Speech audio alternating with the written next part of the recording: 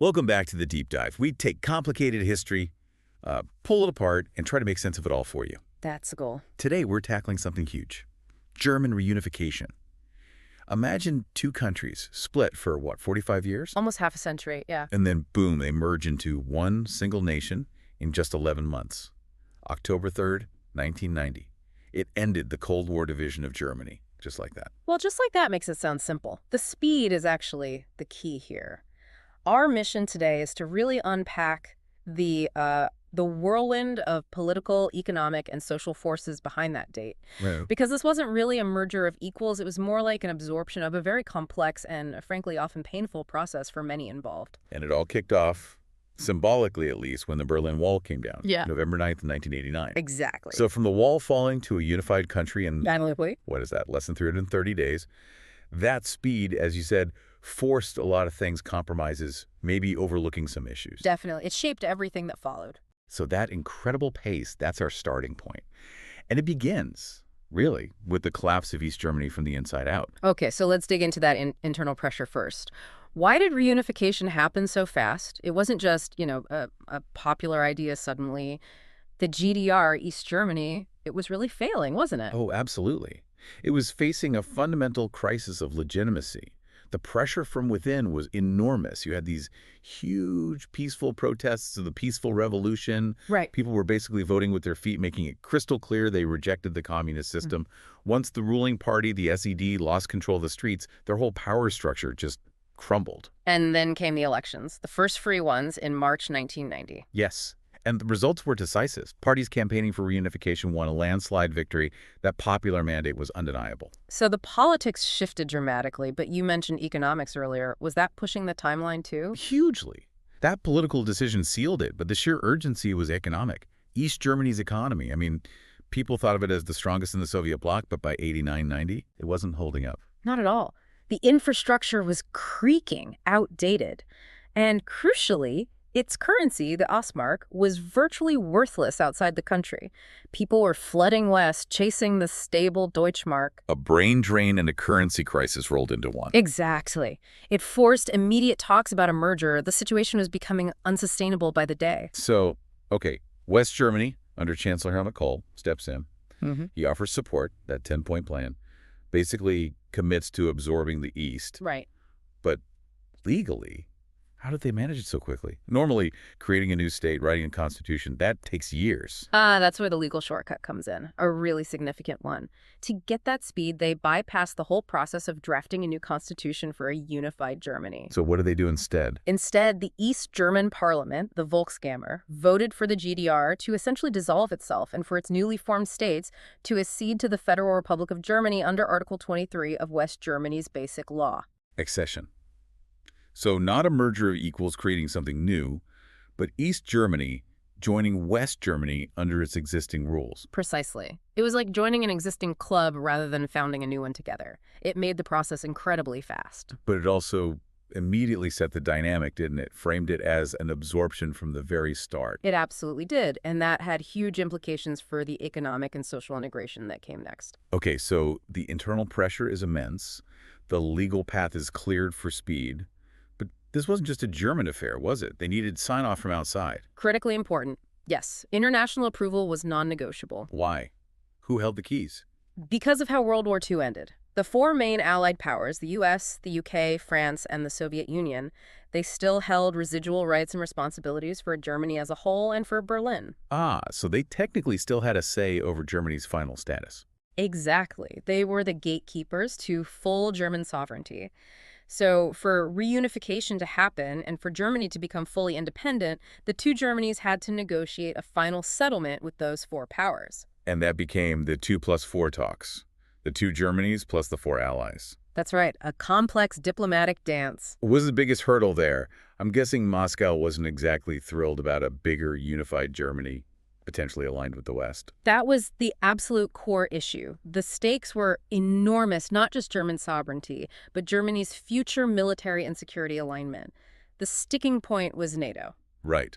The Soviets couldn't accept a unified Germany wholly within NATO, could they? especially with NATO potentially moving right up to the Polish border. It was a major red line for them. They feared a significantly strengthened NATO, so the geopolitical balancing act was finding a formula everyone, especially the Soviets, could live with. So what was the breakthrough? What did the final treaty, the treaty on the final settlement, actually deliver? It delivered several key things. First, and most importantly, it formally terminated those allied rights and responsibilities. Unified Germany got full sovereignty over its internal and external affairs. That was huge. Okay. Second, it confirmed Germany's existing borders, particularly the Oder-Neisse line with Poland. Germany had to formally renounce any future territorial claims. That reassured its neighbors. Important for stability. And the NATO question, how was that resolved? That was the masterstroke, really. Unified Germany would remain a member of NATO, which was a win for the West. And this was the key compromise for the Soviets. No NATO troops or nuclear weapons would be permanently stationed in the territory of the former East Germany. Ah, a kind of special status for the East within NATO. Sort of. Plus, Germany reaffirmed it wouldn't seek nuclear, biological, or chemical weapons. And the treaty also paved the way for the phased withdrawal of all Soviet troops from East Germany. So a complex package deal. Sovereignty in exchange for border guarantees and specific security limitations. Exactly. It was the price of getting everyone, especially the Soviet Union, to sign off. Okay, diplomatic hurdles cleared, sovereignty achieved, but then comes the bill, right?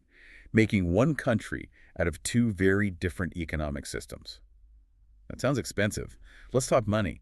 The cost of unity, was it as massive as people say? Oh, massive doesn't even begin to cover it. Staggering is closer. We're talking about financial transfers from West to East Germany that amounted to trillions with a T of Deutschmarks over the decades that followed. Trillions. What was all that money for? It was a root and branch overhaul, modernizing the East's completely dilapidated infrastructure, roads, railways, telecommunications, upgrading public services, cleaning up environmental damage, but the biggest chunk, supporting the East German economy and its people through the transition. And that transition involved a huge industrial shock, didn't it? All those state-owned East German companies. What happened to them? Well, they were mostly transferred to a trust agency called the Treuhandanstalt. Its job was basically to privatize, restructure, or in many cases, liquidate thousands of these state-owned enterprises, the Volkswagen Betrieb. Liquidate. So just shut them down. Often, yes, because the hard reality was that most of them simply couldn't compete in a market economy. They were inefficient, overstaffed, producing goods nobody wanted anymore, or using ancient technology. The Treuhand had an almost impossible job, often selling assets off quickly, sometimes at very low prices. And the human cost of that, what did it mean for ordinary East Germans? It meant immediate and widespread unemployment. Entire industries collapsed almost overnight. In some regions in the East, unemployment rates shot up to around 20%, maybe even higher locally in the early 1990s. 20%, wow. Yeah, and on top of that, West Germany had to extend its entire social welfare system, unemployment benefits, pensions, healthcare, to millions of new citizens in the East. That put an enormous strain on the West German budget, too. So, immense short-term pain, massive costs. You can see why some people questioned it at the time. Was there a long-term payoff? Well, that's the other side of the coin. Despite the huge initial costs, which definitely slowed down West Germany's own economic growth for a while, reunification did create the foundation for Germany's future economic powerhouse status. How so? Think about it. It created a much larger single domestic market. It eventually integrated a large pool of skilled and educated workers from the East, even with the initial disruption. Over time, the scale and integration helped Germany become the dominant economic force in Europe that it is today.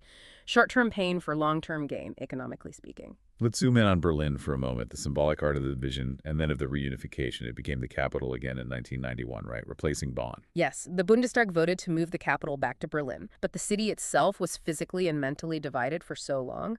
Reunifying Berlin was a massive undertaking in itself. What were the big challenges there, merging two completely different cityscapes? Absolutely. East and West Berlin developed under totally different urban planning philosophies. Suddenly the wall was gone and you had this huge scar running through the city, but also vast areas like the former Death Strip opening up for development. Places like Potsdamer Platz were just wasteland. And they tackled this with a policy called critical reconstruction, I read. What did that mean? Why critical?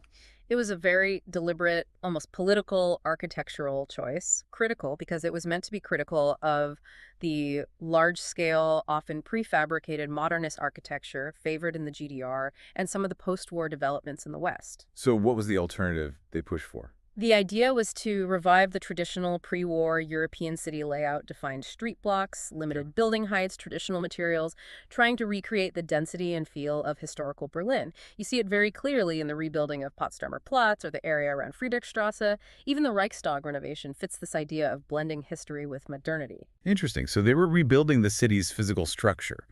But what about the people? We hear about the Mauerm coughed the wall on the head. Was bridging that social divide harder than rebuilding Potsdamer Platz? Oh, arguably much harder, and it's persisted for far longer. For many East Germans, the Ossis reunification felt less like liberation and more like, well, like being taken over. How so? A sense of alienation. Profound alienation, yes.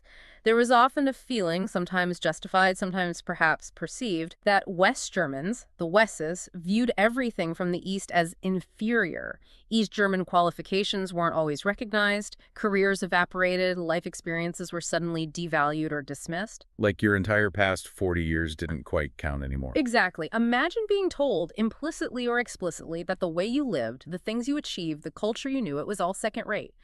That creates deep resentment and a sense of marginalization. That's the wall in the head. And it wasn't just about feelings, right? There were concrete changes, especially for women, that felt like a step backward. Yes, that's a really important point that often gets lost.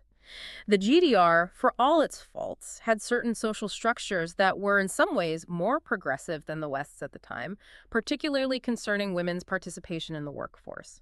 Like what? State-funded childcare was far more extensive in the East, making it much easier for women to work full-time.